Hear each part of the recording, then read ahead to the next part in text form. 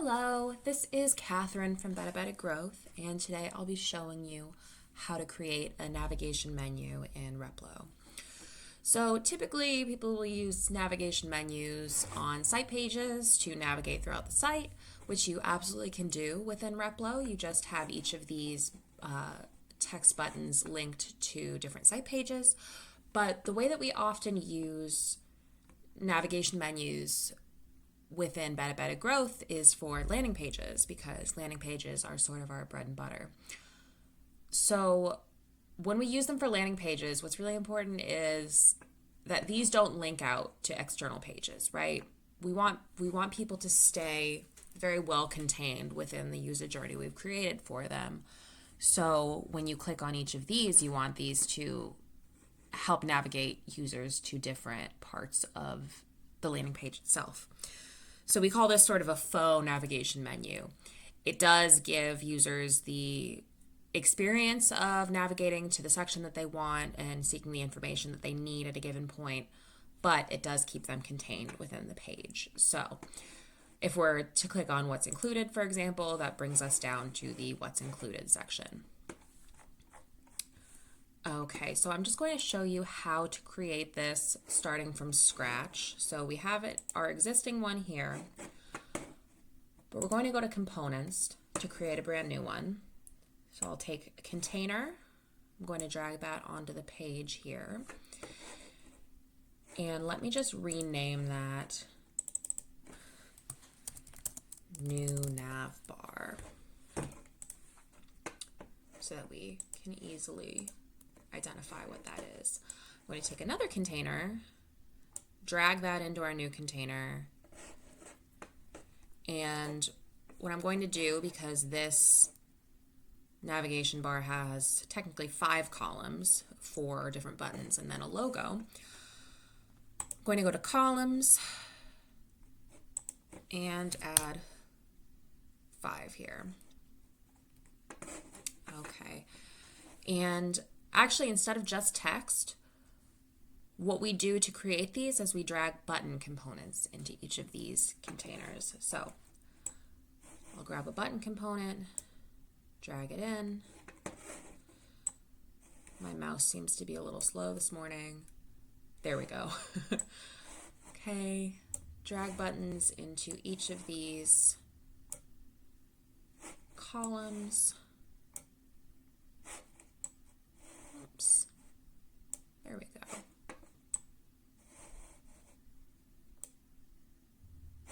And then we'll drag an image into the far left column so we can add our logo.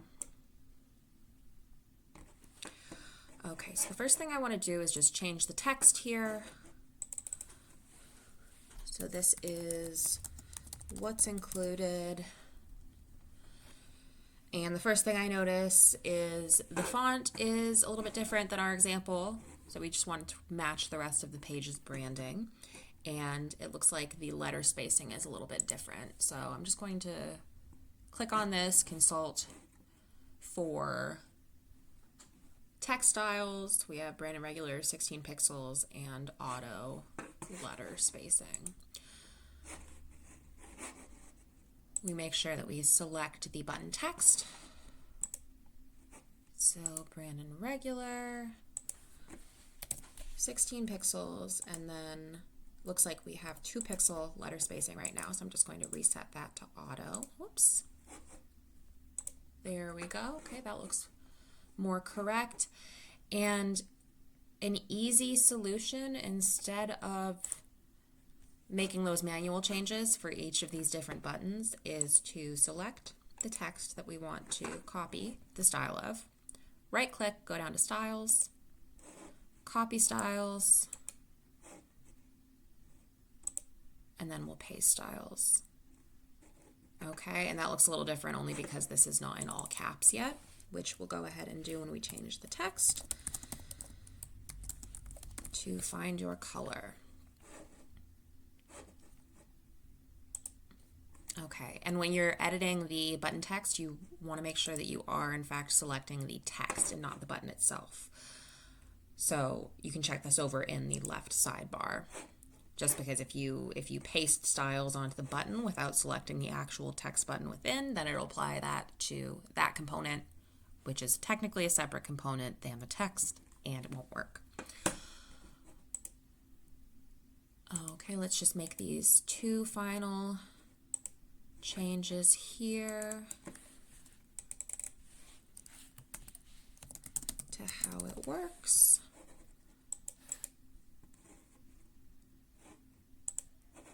And by now. All right, and what I'm going to do next actually is change the color of the background of the entire nav bar, because our brand logo is white. So if I'm trying to add that image here, it won't show up on the white background. So I select the entire navigation bar component, scroll down to background, change that to black, and what that does now is it hides the buttons, so it looks like this is only hyperlinked text, which is great.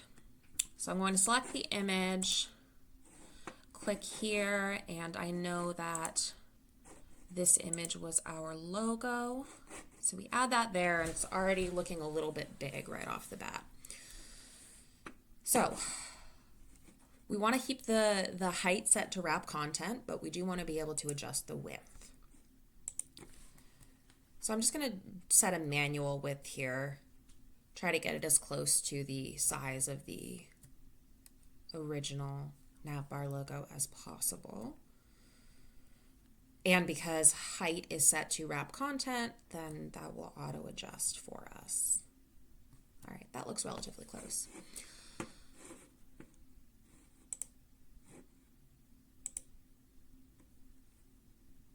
Okay, and the other thing that I'm noticing here is this is spaced a little strangely. So we want a little bit of space above and below the logo, right? We don't want it right up against the top of the screen. So what I'm going to do is I'm going to select the container that the menu is in, and I'm going to add just a little bit of padding above and below. So if I'm only adding a tiny bit, I like to start with 1%, and then I can adjust accordingly.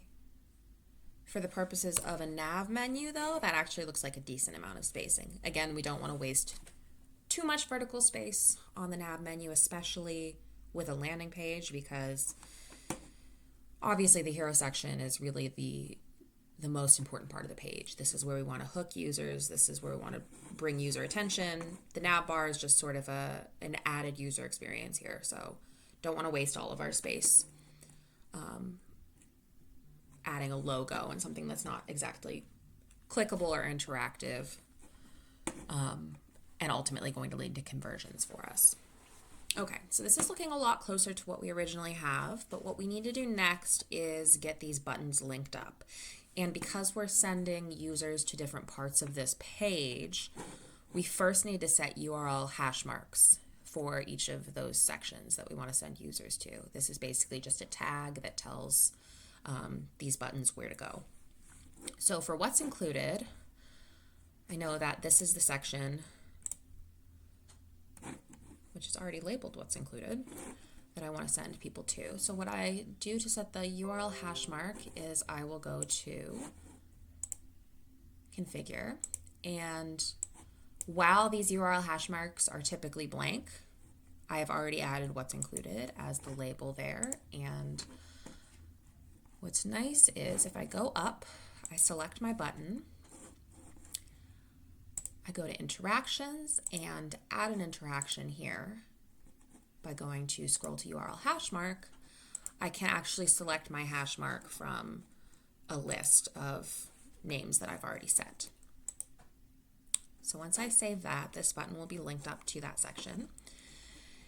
And let's see, did I already set a URL hash mark for the find your color section? Ah, it looks like I did. So that's find your color, product colors is what I named it. I'm going to save that there. I'm going to add interactions for each of these buttons. Okay, so it looks like I didn't yet add a how it works hash mark. So what I'm going to do is go down to the how it works section, which is right here, how to use this product. And one thing that you'll notice is when I select this section, it's actually just selecting this one container. And we want the entire container to have this URL hash mark. So we can just double check this by going over to the left toolbar and making sure that we have the entire section selected. And then again, we go to configure, URL hash mark, and I'm going to name this section how to. We will scroll back up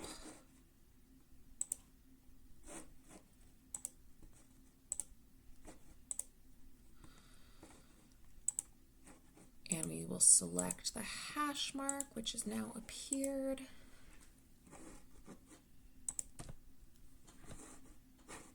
Whoops, okay, and here's an important distinction to make. When I tried to select the Buy Now button, and I accidentally selected the container or the column that it's within. So what I want to do is actually select the button. And I will add an interaction. Oops, selected the wrong one there, okay. And I know I already added a hash mark to the purchasing section.